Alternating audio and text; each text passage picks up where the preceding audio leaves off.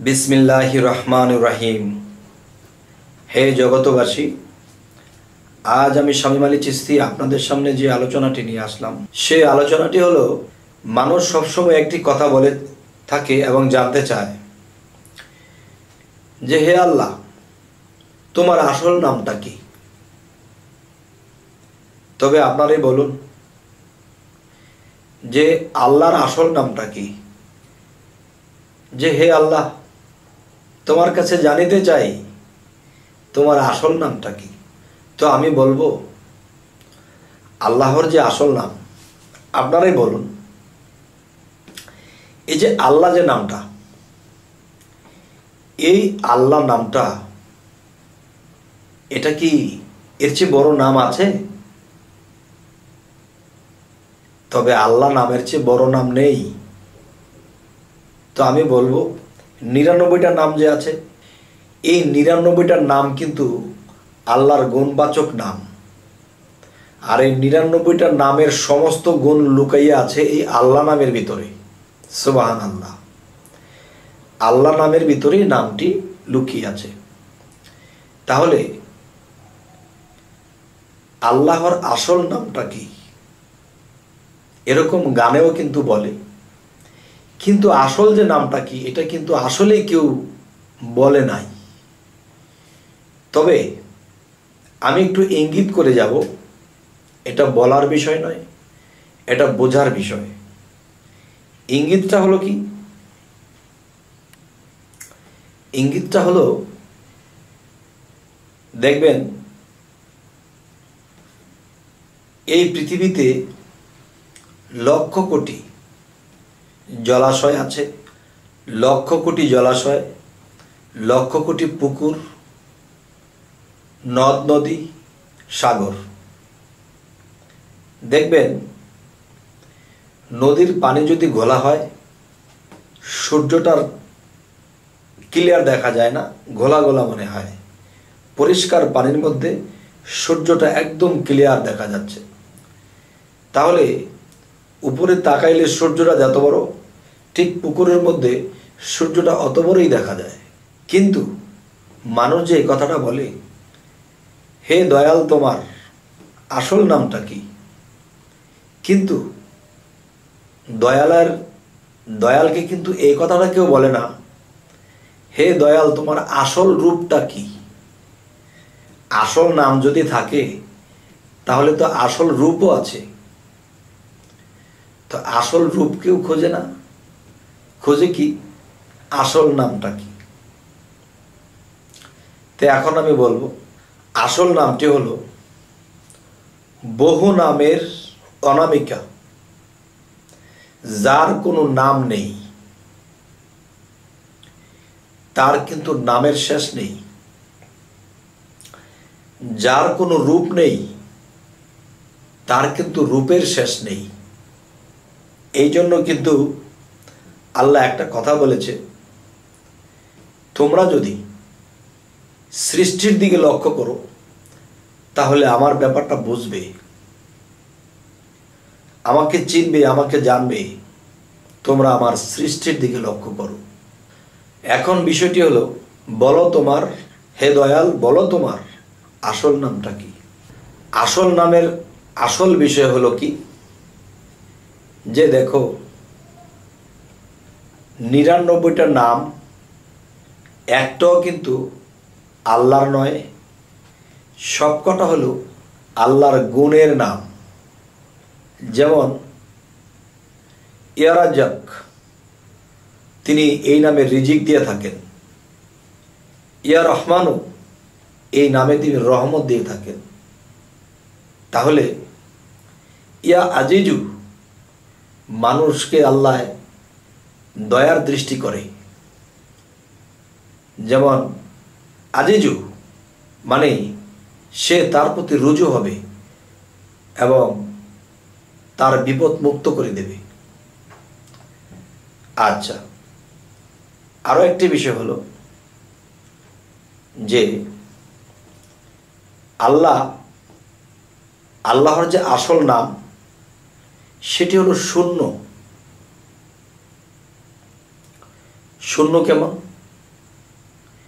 যে আল্লাহর নিজস্ব কোনো নাম ছিল না, তখন তিনি শূন্যকারে ছিলেন। যেমন অনেকগুলো কার কিরকম? শূন্যকার, হোহংকার, দীপ্তকার, অন্ধকার, নিরাকার, সাকার, দীপ্তকার, কুয়াকার। বহু কারের মধ্যে একটি হলো শূন্যকার। সেই শূন্যের কারের মধ্যে তিনি শূন্য হয়েছিলেন। তাহলে তার নাম ছিল না, শূন্য ছিল। যখন মুহাম্মদ সাল্লাল্লাহু আলাইহি সাল্লামের নূর, সিফাতে নূরকে সৃষ্টি করলেন, তখন সে শূন্যের মধ্যে পূর্ণ দিলেন। যখন শূন্যের মধ্যে পূর্ণ দিলেন, আর সেই মুহাম্মদের ভিতরে যখন রাসূল নামের পাওয়ারটি ঢুকিয়ে দিলেন, তখন রাসূল নামের পাওয়ারটি ঢোকানোর পরে তখন আল্লাহ কি বলতেছে যে রাসূল আল্লাহ, রাসূলের সাথে আল্লাহ এক। কিন্তু মুহাম্মদ আল্লাহ এই কথা কখনো বলা যাবে না, কেউ বলেও না। রাসূল আল্লাহ, রাসূলের সাথে আল্লাহ এক। তখন রাসূলের স্রোত ধরলেন। আর বহু নামের মধ্যে অনামিকা যিনি, যার নামের কোনো শেষ নেই, তিনি রাসূলের রূপ ধরে তখন রাসূলের ভিতরে বসে তিনি কি যেই নামে ডাকে সেই নামেই সাড়া দেন। সুবহানাল্লাহ। তাহলে বহু নামের অনামিকা, তার মানে যার নামের কোনো শেষ নেই, তাহলে সেই অনামিকা আল্লাহ কি করেছে? রাসূলের যুগে রাসূলের মধ্যে বিলীন হয়েছে, রাসূলের রূপ ধারণ করেছে, রাসূলের নাম ধারণ করেছে। এখন নবুয়াত খতম, এখন বেলায়েতের যুগ। এই বেলায়েতের যুগের মধ্যে তখন সেই রাসূল রূপে এখন আল্লাহ আসবেন না। এখন কি রূপে আসবেন? আল্লাহ কোরআনে বলেছেন যে নিজেকে পবিত্র করলো সেই সফল কাম। যে নিজেকে পবিত্র করলো সে সফল কাম। কেন? আল্লাহ বলেছে আমি মহাপবিত্র।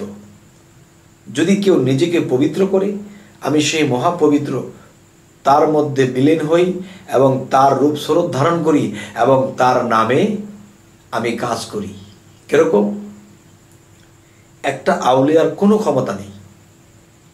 যখন আল্লাহকে সে ডাকতে ডাকতে সাধনে ফানাফিল্লা হয়েছে, তখন আল্লাহ তাকে বন্ধু স্বীকৃতি দিয়েছে, আর সে বন্ধুর মধ্যে গিয়ে আল্লাহ বিলীন হয়েছে।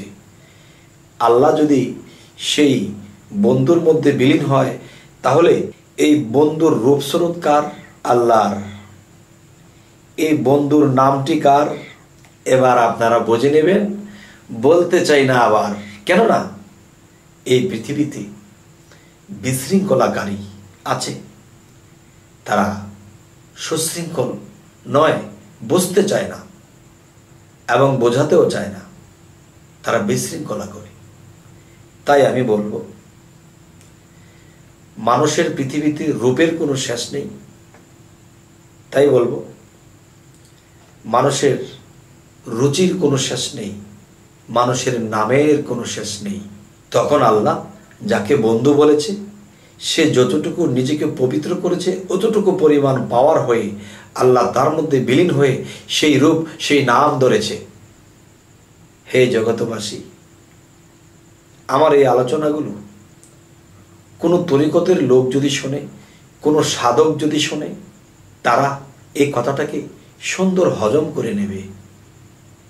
আর যদি এই কথাটাকে হজম করে নিতে না পারে, তখন বিশৃঙ্খলা করবে, বলবে এটা কি বললেন। কিন্তু বাবা, সরসরায় রশ্মি দীর্ঘি, এটা হলো অক্ষর চেনা।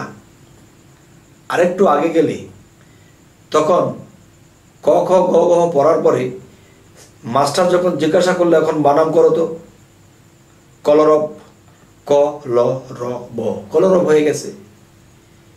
তাহলে যারা সরসরায় পড়তেছে তারা কিন্তু কলরবটা মানবে না, তারা বলবে সর সরাই রশ্মি দীর্ঘি, আর সে তো বানান পর্যন্ত চলে গেছে। এখানে লেখাপড়া ঠিকই, স্তর দুইটা ভাগ হয়ে গেছে। যার ফলে যারা একটু নিচের জ্ঞান তাদের প্যাঁচ লাগবে, যারা একটু ঊর্ধ্বের জ্ঞান তাদের প্যাঁচ লাগবে না।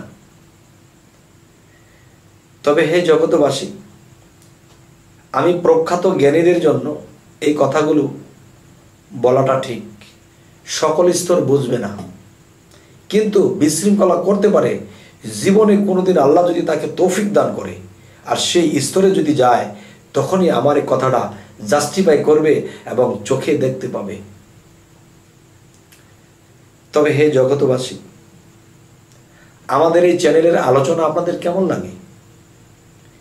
যদি যারা নতুন আমাদের এই চ্যানেলে, আমাদের এই আলোচনা যদি ভালো লাগে, তবে অবশ্যই সাবস্ক্রাইব করে রাখুন।